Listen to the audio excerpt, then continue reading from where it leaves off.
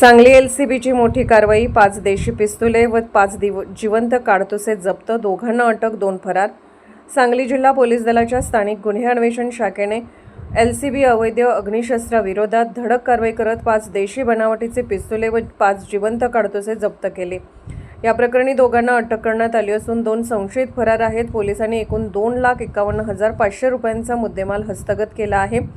Police अधीक्षक तुषार दोशी व अपर police अधीक्षक कल्पना बारवकर यांच्या मार्गदर्शनाखाली पोलीस निरीक्षक संजीव झाडे यांच्या नेतृत्वाखाली अवैध शस्त्राविरोधात विशेष मोहीम राबवण्यात येत आहे।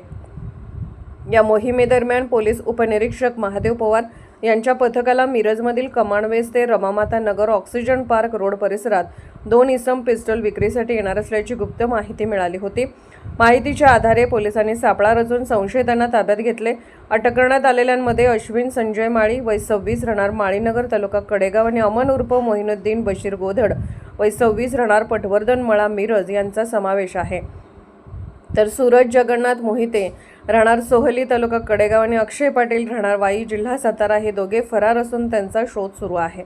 पंचांसमक्ष घेतलेल्या झडतीत अश्विन माळी यांच्याकडून 4 देशी बनावटीचे पिस्तुले व 4 जिवंत काडतुसे तर अमन गोदड याच्याकडून 1 पिस्तूल व 1 जिवंत काडतूस जप्त करण्यात आले। आरोपींनी ही शस्त्रे विक्रीसाठी आणल्याची कबुली दिल्याचे पोलिसांनी सांगितले।